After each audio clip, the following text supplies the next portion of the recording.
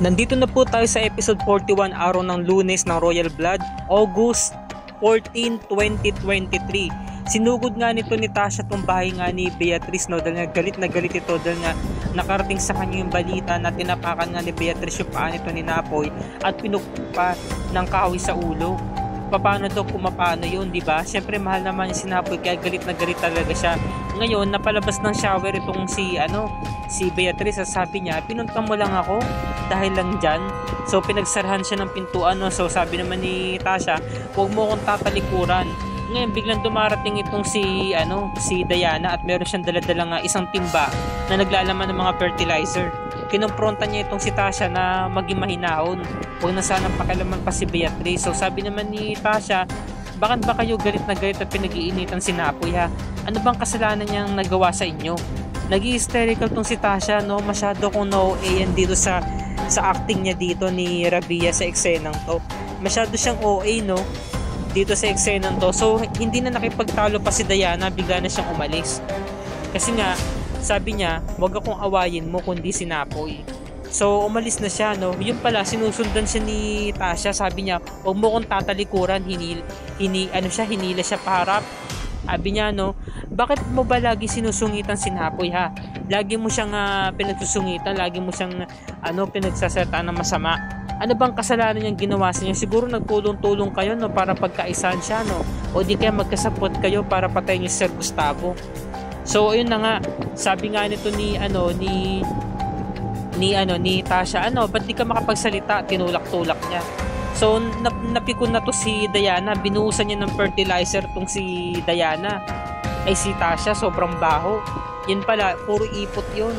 So sabi niya, no, it's organic, di ba? Kasi nga naman totoo talagang tae yun, mga ipot talaga. So pinuntahan na siya ni Napoy, sabi, anong kaguluhan to? Yan kasi si Diana, binuhusan ako ng ipot. Naku, ang baho mo na. Talaga ba, Diana, ginawa mo to?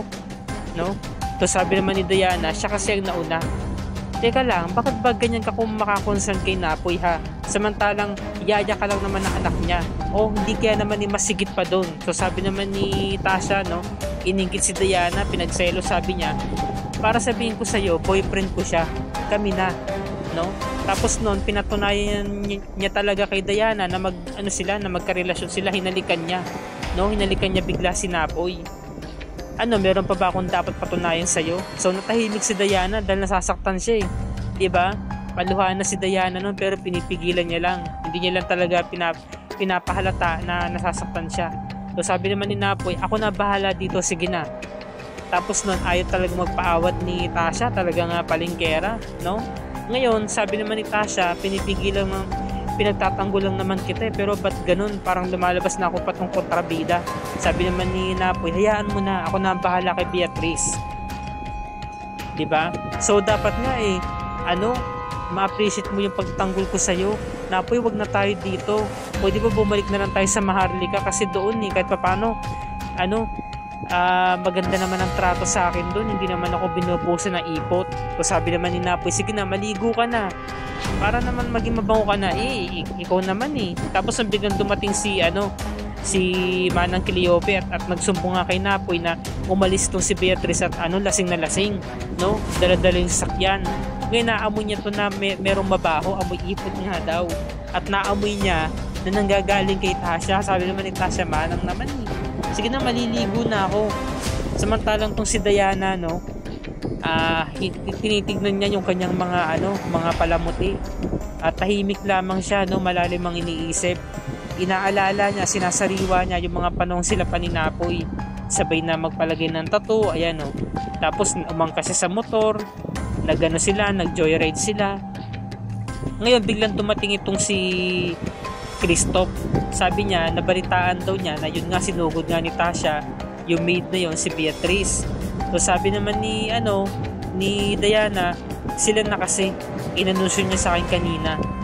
So nagulat ito si Christoph at nagtatawa. Sabi niya, talagang yung bastardong yun, yumaman na nga lang, low class pa talaga ang pinili. So sabi naman ni Diana, low class din naman ako, ah. So ibig sabihin, ganun ka din. Sabi naman ni Christoph, huwag mo ko yung tutulad sa bastardong yun. Ikaw, ipinanganak ka sa mundong to na may class, no? Pinapahalagan ko ang bawat ang bawat parte mo. Sabi niya, mahalaga ka sa akin. Kaya malayong malayo ka sa mga ibang babaeng sa mga ibang babae dyan. Yung tapos hinalikan niya.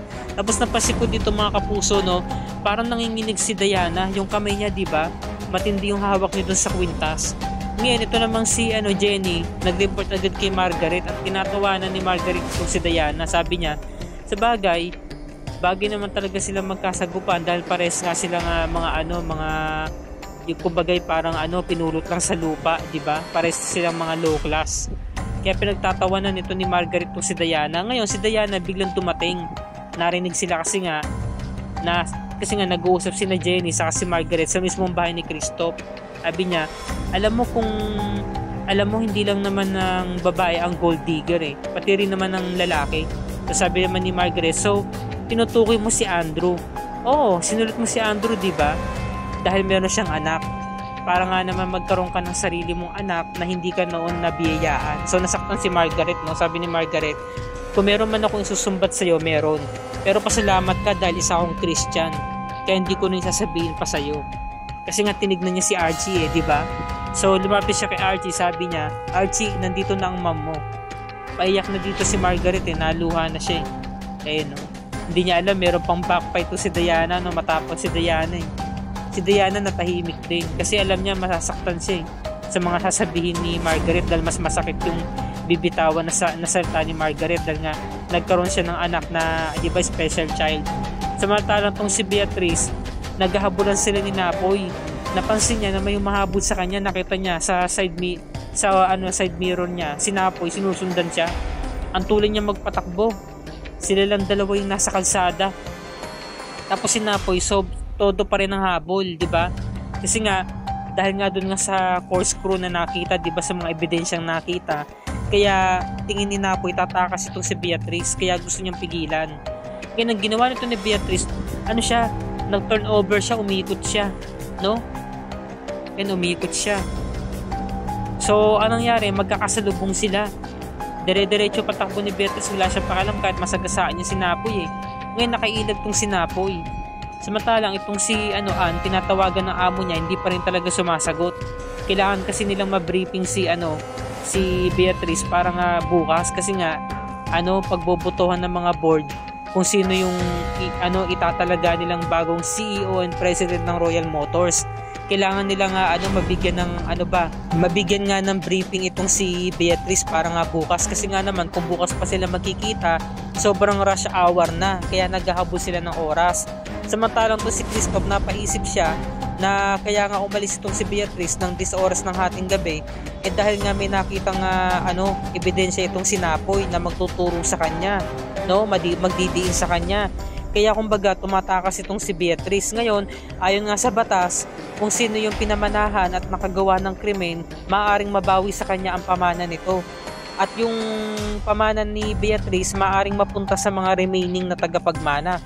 Kaya tuwang-tuwa itong si Christoph saka si Margaret at hindi ito nagugustuhan ni Diana kasi nga si Diana may concern talaga siya kay Beatrice, no? Bakit nga naman nila pinag-uusapan yun, hindi yung pinag-uusapan nila yung kaligtasan ng kapatid nila. Samantala nga namang sabi ni Margaret, normal lang naman doon yung nangyayari. Laging nagpapa-unwind itong si Beatrice, nagpapalamig kapag mainit ang ulo. Tapos nang uuwi dito sa bahay ng lasing, tapos nung bukas okay na. Samantala, zigzag road kasi yung binabaybay ni Beatrice hanggang sa nahulog na siya sa bangin. Ang kamalian ni Napoy, hindi niya nasinundan yung kapatid niya. Dahil ewan ko ba dito, dahil sobrang tuloy ng pagpatakbo ni Beatrice, bigla na lamang naglaho sa paningin niya, kaya hindi niya na nasundan pa. O di kaya naman, hinayaan niya na, o di kaya nawala na siya ng ganang sundan pa yung kapatid niya. Yun lang ang kamalian ni Napoy, hindi niya sinundan yung kapatid niya. Tapos kinabukasan, pinapasuot ni Cleope yung tuksidong binili ni Gustavo Reales kay Napoy. Sabi naman ni Napoy, ay hindi ko na susuot yan, alam niyo naman po hindi ako komportable dyan. Ngayon tinawagan na siya ni Christoph.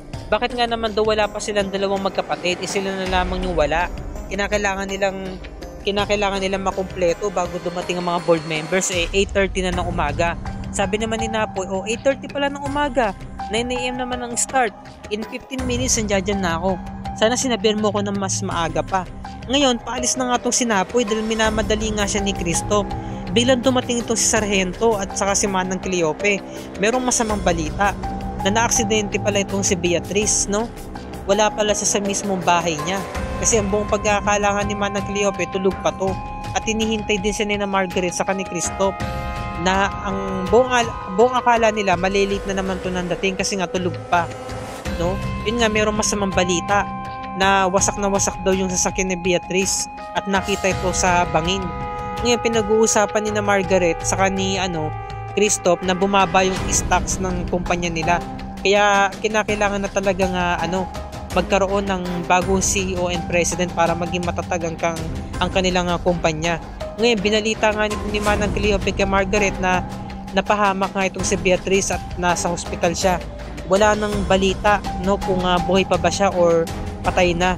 Ngayon hindi ito matanggap ni Margaret. Sabi niya hindi ito pwede mangyari. Kabata-bata pa niya para mangyari ito sa buhay niya. Ngayon, kinakailangan doon nila ng simpatya ng mga media. Iingi daw sila ng simpati sa publiko para nga naman maging matunog yung kanilang pangalan. Para nga naman kaawaan sila, 'di ba? Kita mo mga kawalang yaan, iniisip pa nila yung mga ganon, yung kapakanan ng kumpanya kaysa yung sa kapakanan ng kapatid nila. Ngayon si Napoy pinunta na tong hospital at binalita nga na yung pasyente naka-admit sa ganitong kwarto patay na pala at nasa morgue na. Hindi makapaniwala tong si Napoy, nagulit siya sa balita. Hindi na nga niya narinig si Otip na dumarating, tinatawag siya. Sabi niya, pare, tapos nagtanong siya sa nurse, ano pong balita doon sa pasyente? Sabi, patay na po dead on arrival, Ngayon talagang hindi mapakalito si Napoy. Ayan, sumasakay na siya ng elevator. Bukas malalaman natin mga kapuso, kung talagang patay na ba talaga tong si Beatrice o buhay pa, kasi baka malay natin baka may plot twist pa. Hindi pa rin talaga nag-sink in sa isipan ko na patay na si Beatrice. Parang bilang solid viewer ng Royal Blood, hindi ko rin matanggap na nalagasan ng isa na namang Royales at nalaga silang magkakapatid, nalagasan sila ng isa. Hindi ko rin talaga matanggap at hindi ako makapaniwala dahil sobrang bilis ng pangyayari. Halos lahat ng viewers na shock, 'di ba? Nagulat sa balita na ganoon na lamang kadali. 'Di ba? Yung binalita agad na patay na pala tong si Beatrice, So malalaman natin yan bukas mga kapuso at eto nagiging kumbaga tumitindi yung tensyon sa pagitan ni na Christoph sa ni Margaret. Dahil sila na lang dalawa yung natitirang matibay 'di ba? Bali wala lang sa kanila si Napoy. Talagang mag-aagawan sila ng kapangyarihan dito, maagaw lang yung kumpanya. Talagang wala talagang kakampi dito sa mga magkakapatid na to. Lahat pwede magtraidora, lahat pwede magkasiraan. Kaya ito yung dapat natin pakatutukan mga kapuso. At si Napoy, humihingi rin siya ng tawad sa kanyang ama dahil hindi niya natupad ang hinihiling nito na magkasundo sila at mabuo sila na sila isang pamilya. Dahil nga nalagasan nga sila ng isa pang miyembro ng pamilya at ito nga si Beatrice. Sabi-sabi natin nga alamin yan mga kapuso bukas ng gabi, araw ng Martes, episode 42 na tayo mga kapuso sa Royal Blood. At dito na po nagtatapos ang review and recap para sa araw na to. Kung bago ka pa lamang sa akin channel, i-like mo ang video na to, i-share mo na rin sa iyong social media platforms, i-click mo na rin ang subscribe button with notification bell icon para lagi ka updated sa mga episodes ng Royal Blood and other GMA shows tulad nito. Magandang gabi po sa lahat mga kapuso at maraming salamat po sa inyong panonood. God bless.